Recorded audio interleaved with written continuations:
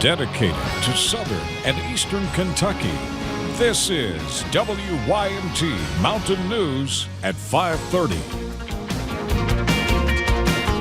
Good evening, I'm Steve Hensley. A new study for a COVID-19 treatment is underway at the University of Kentucky. The program uses a plant extract grown in Kentucky and is now heading into human trials. Jim Stratman breaks down that study for us and what it could mean for the treatment of the coronavirus. The world is looking for an answer to dealing with COVID-19. A vaccine still seems far off, and there are only a few drugs that have proven effective to reduce the number of virus cells in the body. Researchers from the Max Planck Institute, FU Berlin, and the University of Kentucky are looking to change that. I think the results are very promising. However, I think only studies in human clinical trials tell the result. And that's the next step, happening here at UK. We can establish here is that there is antiviral activity, and we have things that we know are safe to use in people, and that's why we're able to now go and perform these human clinical trials. The experimental plant extract being used is called Artemisia annua. It's a type of sweet wormwood that's been used as a natural treatment for infections for years. It's commonly used to help prevent malaria. Scientists say when combined with things like coffee or tea, the lab results are very promising.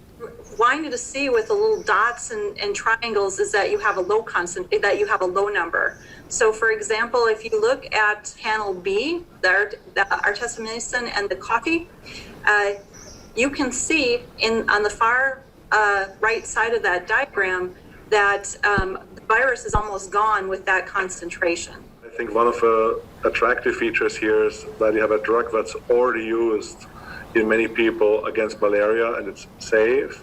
And secondly, it can be produced in very large quantities, possibly even in many countries locally.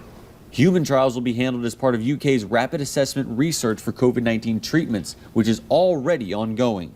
Reporting in Lexington, Jim Stratman, WKYT. Governor Andy Beshear finished up giving his final regularly scheduled coronavirus briefing a little earlier. 229 new cases were announced in Kentucky, bringing the total number of confirmed cases to 14,363. The governor announced one new death, and now at least 538 Kentuckians have lost their lives to the virus. 3,706 people have fully recovered.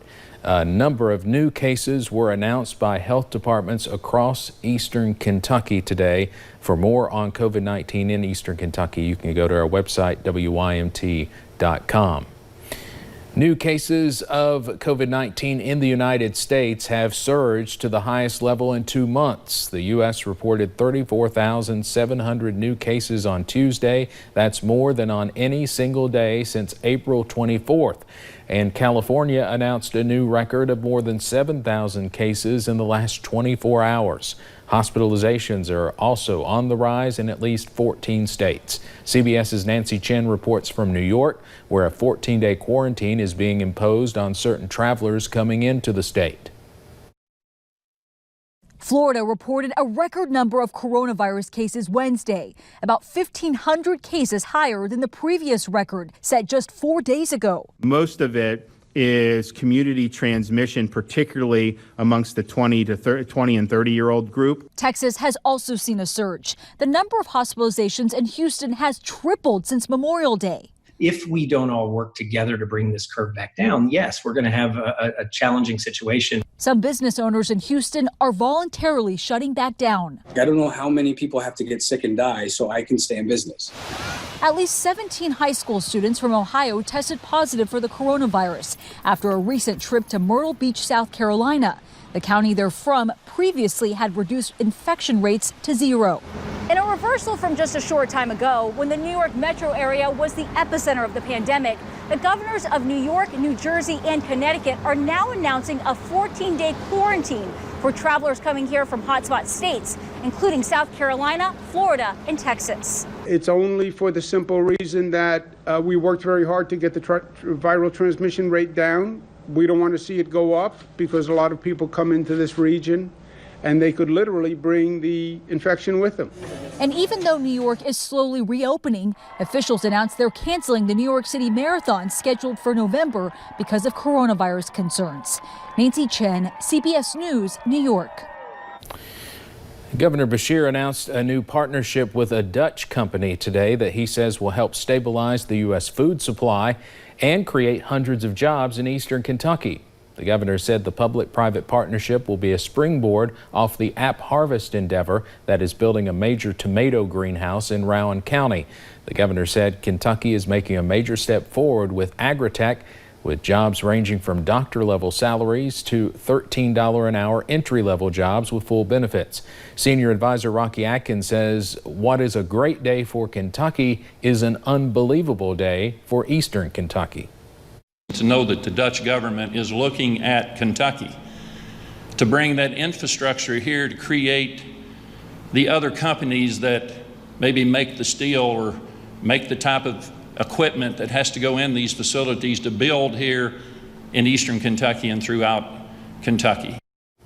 The App Harvest CEO says the reason why tomatoes are so important that they produce there is that right now the eastern seaboard depends on Mexico for millions of pounds of tomatoes each year. President Trump says America is winning the war against the coronavirus pandemic, but the nation's leading health experts disagree. This comes as the president is heading out on the road for campaign events and hosting foreign dignitaries for the first time since the COVID-19 lockdowns began back in March. CBS's Skylar Henry has more from the White House. President Trump is defending his administration's response to COVID-19. COVID-19, COVID. I say, what's the 19? COVID-19, some people can't explain what the 19. Give me the COVID-19. I said, that's an odd name. But here's the story. We are going to be stronger than ever before, and it's going to be soon. The president was speaking at a campaign event in Arizona, a state that reported a record number of cases Tuesday. The church in Phoenix was packed with people, most not following public health recommendations to wear a mask. Plan A, don't go in a crowd. Plan B, if you do, make sure you wear a mask. But the president said the country is winning the battle against the coronavirus. We're doing so well after the plague. It's going away. Dr. Anthony Fauci was less optimistic during a congressional hearing. I wouldn't use the word prevail. I would say that we are still in the middle of a serious outbreak. President Obama slammed President Trump's coronavirus response during a virtual fundraiser with Joe Biden. Suggests facts don't matter. Science doesn't matter. That suggests that a deadly disease is fake news. President Trump is hosting the president of Poland here at the White House today for the first in-person diplomatic visit since the pandemic began. Frankly, Poland's a country we have a tremendous relationship with, and I have a very good personal relationship with the president. So this is the first after COVID, after the start of the plague, as I call it, and it's an honor to have you here. It's a privilege and honor to be here with you in the White House. Andrzej Duda faces his own re-election contest Sunday. The two leaders are working on a defense deal to deploy thousands of additional U.S. troops to Poland. Skylar Henry, CBS News, the White House. LGBTQ organizations are speaking out against the Polish president's visit after he said he would protect Polish families from what he calls the LGBT ideology, an ideology he says is more dangerous than communism. Some gloomy skies move into some areas across the mountains. That includes parts of Perry County. I know I can see it outside my window. I can see it outside the front porch at WYMCA as well. I'm going to take you up to that camera. You can see kind of those thicker clouds moving in. So looking a little bit on that gloomy side. I don't think we're seeing any rain quite yet. Temperatures, though, a little bit cooler in Hazard. 75 degrees, 72 into Jackson, 77 in Pikeville, upper 70s to lower 80s down into about the deep Cumberland Valley area. So no showers in our area, but some areas are seeing some showers across the mountains. We'll go ahead and take you to a few of those as we look down into parts of the Cumberland Valley, Rock Castle to Jackson, a little bit into Owsley County and Somerset. The Somerset area and Pulaski County, you guys have seen a few showers throughout the afternoon, a few showers and possibly some thunderstorms into Johnson County, kind of just north of Paintsville. Looks like you guys are about to get hit. Lawrence County, you guys are getting hit with some showers. It's starting to move into parts of West Virginia. Now heading into the next couple of days, we're going to see more sunshine and nicer conditions, especially for your Thursday. We are going to hang on to a few rain chances by the end of the weekend into the weekend, and by the end of the weekend into the new work week. Looks like some soggy conditions could return. I'll have more details on that coming up in a little bit. All right, Paige, thank you. Since 2007, more than 2,500 middle school children have attended Camp Unite at the University of the Cumberlands. This year, they cannot hold the camp in person, but they are figuring out a way to hold it virtually. WYMT's Emily Bennett tells us how. Operation Unite staff has been hard at work here at their office in London to still give kids a camp experience. President and CEO of Operation Unite, Nancy Hale, says kids start asking when camp will be months in advance, so she knew canceling was just not an option, but also knew they could not follow CDC guidelines for an in-person camp, so virtual planning went full steam ahead. The camp will only be for 3 days. Those days will include live and pre-recorded content. Each kid will select 3 different activity tracks, 1 for each day. 9 different activities are offered, including basketball, hair and makeup, outdoor skills, and arts and crafts. Each child will receive a camp-in-a-box packet with everything they need. It has really fallen into place. We've had, our 2 great summer interns and our staff who've just jumped in and done a lot of taping and things.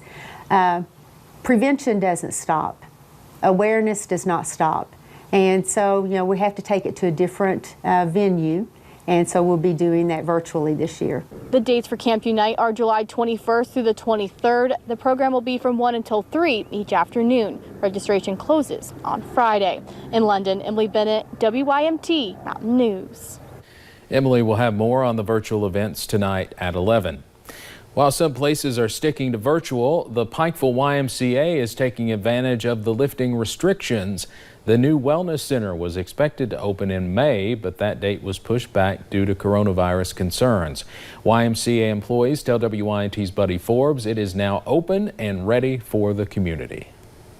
The pandemic delayed its opening, but the pool is now in use. COVID just put a pause on us. It didn't stop us. We're still thinking about the future and what we're going to be able to bring our members and the community. The Pikeville Area Family YMCA opened its new wellness center this week, introducing the community to the new aquatics option. Executive Director Shelley Justice Fouts says people are already showing an interest. We've been very blessed. The community is taking part in it, and I know some people are still learning about what we're doing here.